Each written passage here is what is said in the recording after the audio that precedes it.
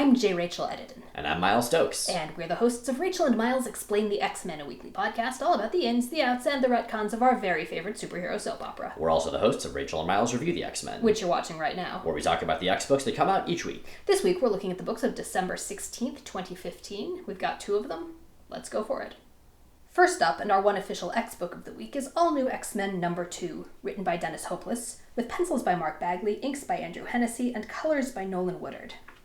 Man, this series is so good. This is exactly what I want from this book. And I feel a little bit absurd reviewing it. I mean, it's as with All New Wolverine, it's just so good. Right. I mean, we could just throw superlatives at the viewers. I suppose we should actually talk specifics, though. All right, so this is the book that's following 4 of the original 5 time-displaced X-Men. This time Jean Grey's the one who's off in another title. As well as Oya and Genesis. And Wolverine, of course. And Wolverine. Yes, God, I can't believe I forgot Wolverine. Because she's so great. Mm-hmm. Oh, speaking of awesome things in this issue, God. But and Wolverine on their cross-country road trip, currently held up while Cyclops gets in some fairly serious trouble with a group called the Ghosts of Cyclops, in reference to the older, mysteriously dead Cyclops after the 8-month jump. So I want to jump in and talk about the Ghosts of Cyclops here, because as villains, okay, they're kind of interesting. They're wearing older Cyclops' old mask, whatever. The fact that they're not villains is actually what makes them interesting to me. Antagonists, true.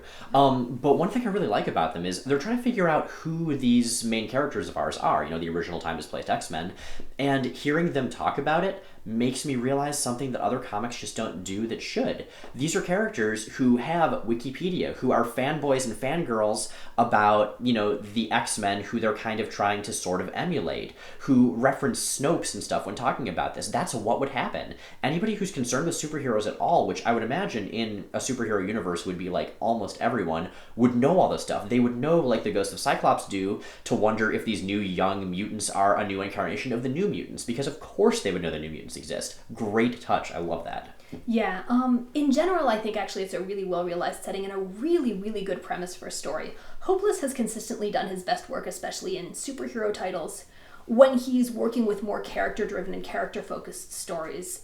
Especially, I mean, if you've been listening to the podcast, you've heard how much we talk about and talk up X-Men Season 1, and that's a big part of its strength. Here, I think the strongest moments by far are again there. I wish they had a little bit more room to breathe. I feel like there's almost too much going on around a lot of them, and the ones that hit hardest are the ones where there is a little bit more time and space. I really, really like the way the Ghosts of Cyclops are playing out thematically too. I think the primary conflict, or at least the conflict that the story is centered around, because what sets it off isn't the Ghosts of Cyclops doing evil things and wreaking havoc.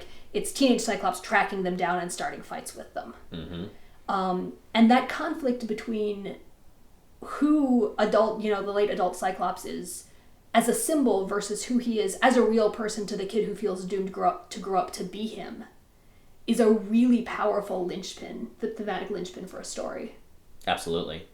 Bagley's art I want to touch on too, because like Hopeless, I feel like he's by far and away strongest in the quieter character moment and the more character-driven stuff.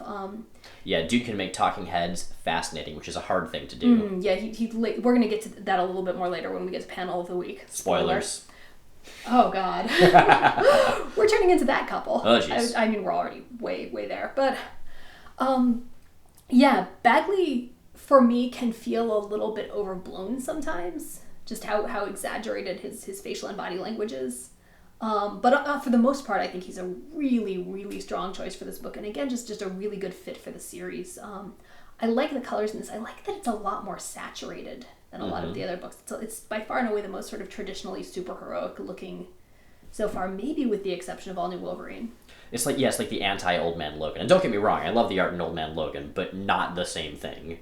Not the same thing, and again, a good fit for a group of teenage superheroes from a perhaps more innocent and at least idealistic era or era's portrayal of superheroes. The 19... yes, the 19-somethings. 19XX. There we go. Like in Mega Man. We totally can. trying to resituate themselves in the present, or doing a somewhat better job of resituating themselves in the present than they'd been able to in their previous incarnation. I'm very much looking forward to this series continuing and getting to see focuses on more of the characters. We've mostly seen Cyclops so far, but the touches we've seen of the other characters, especially some of their dynamics, Hank and Bobby, Laura and Warren, even Evan and Edie, great, all great. I think I mentioned this last time we reviewed All New X-Men? No, Extraordinary. Oh, okay. But every issue of this and every issue of Extraordinary that I read makes me angrier that Hopeless didn't get Jean. I wish she was in the cast too. Our other book this week is Deadpool and Cable's split second Infinite Comic long title number 5 of 6. Plotted and scripted by Fabian Nicieza, plotted and penciled by Riley Brown, inked by Jay Leiston and Jeremy Freeman, and colored by Jim Charalampidis. That's a lot of creative team, that is. It really is. Yeah, so I've been kind of hot and cold on this series, and this issue is a warm, I guess. I liked it overall. So not really a Deadpool fan here. I've mentioned that before. And that I think was why the last issue didn't do much for me. Although when I realized, when someone mentioned that you could read it backward and the time-traveling Deadpool stuff makes more sense that way, that's bonus points. I approve of it more than I did before. Yeah, that's a good touch.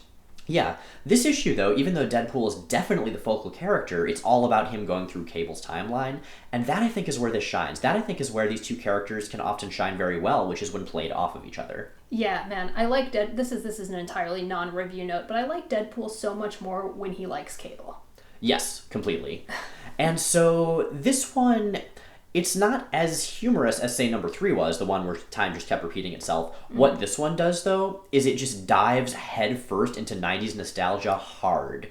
It's like if you did a more grim and gritty X-Men 92 focusing on those grim and gritty things, this is kind of what you would get. Well, I mean, it wouldn't be as good as X-Men 92. Those guys are doing an X-Force graphic novel. With Rob Liefeld, and I don't even know how to process that. It's amazing. It's going to be... a graphic novel. I'm so excited about it. I feel like this is anticipating. Yup. But anyway, yeah, so seeing Deadpool actually go through old 1990s covers and interior art and comment on them, like the fourth wall breaking sense of humor, that's a great way to do it. Deadpool knows he's in a comic, specifically a comic book, not just fiction, but a comic, and that's awesome. Also, getting to see like the formation of the Wild Pack and Cable while he was running around with Captain America's shield before his hair went all white. Like, it's really fun, fan servicey stuff, and I feel okay about that. Yeah, and Brown is a really good artist for this particular series. Yeah, He's got the right style of expressiveness. He actually hits a lot of the art notes that we liked on X-Men 92 I was just thinking that, especially the way he draws Dominoes. Something about the way he draws her just feels very much of a He does a really good job of again, bridging obviously nostalgia-tinged characters and portrayals and scenes with a more modern sensibility without it feeling awkward or displaced. Now, this is an infinite comic, which means it's digital, which means that it can do things with panel pacing and transition that you just can't do in print. And I gotta say, that's not always used well. Like, the first couple issues could very well have been a print comic, and I wouldn't have noticed. In this issue, there's some fun stuff. Yeah, there's at least one really, really good sight gag that relies on the digital format. It would work in print, but not as well. So this is a fun one. I was impressed with that particular page. So series, it's been mixed. Overall, I'd say the balance has been positive. This issue is definitely one of the decent ones. So, if you like Deadpool, if you like Cable, if you like silly things, sure. Yeah, for me, all of those qualifiers very much apply. I think this is a series that I probably wouldn't go back and pick back up if we weren't reviewing it, but as is, I have no problem with having to read it. Like, I'm enjoying it. Yep. So that wraps up reviews. Miles, what's our issue of the week? Definitely All New X-Men number 2. Deadpool and Cable was fun, but All New X-Men number 2 is really, really good. This book's not going to get out of the parks so far. I mean, it's all about high drama and soap opera stuff and bright costumes and a lot of the things that I really love about X-Men and comics in general. What about our panel of the week? Well, I mentioned before that both Hopeless and Bagley are kind of at their best in quieter character moments, and I think this is a panel that really, really highlights that. This takes place very late in the issue. Cyclops and one of the ghosts of Cyclops have been hauled off to jail overnight after getting in a fight and wrecking a college library. As one does. And honestly, God, I kind of want to go through the whole page and after I talk about this panel, because Bagley just does such a good job of framing and making a conversation that's not even so much talking heads as one talking head and one listening one. Visually dynamic and really powerful storytelling. I want to focus on this panel, though, because it does such a good job of summing up the dynamic and the relationship between these two characters with very, very simple body language and framing. We've talked a lot about those visual elements as storytelling, and in this, the positioning of the characters is kind of critical to it. I've also got a soft spot for pretty much any panel whose focus is Scott Summers evading eye contact. But clearly I'm biased. Mm-hmm. That's it for this week. Thanks for watching. If you like what you've seen here, but think it would be way better if you couldn't see our faces, please check out our podcast, Rachel and Miles Explain the X-Men. New episodes go up every Sunday at rachelandmiles.com, also on iTunes and Stitcher. What have we got for them this week? This week is the third of our 3 Fall of the Mutants episodes. We are specifically talking about the X Factor part. The best part. Yes. So we have Apocalypse being both menacing and kind of ineffectual, and we have Death, the character who will be Archangel, really getting some screen time. It is so epic, and guys, some good things happen to X Factor. What? And for those of you who've been waiting for us to weigh in on the X-Men Apocalypse trailer, we do finally do that in this episode. A little bit, yeah. Yeah. That podcast, these video reviews, and everything at rachelandmiles.com are brought to you by our Patreon subscribers. We are an entirely listener-supported and ad-free project. Those are the folks who make it possible, as well as, making it possible for us to do things like pay rent.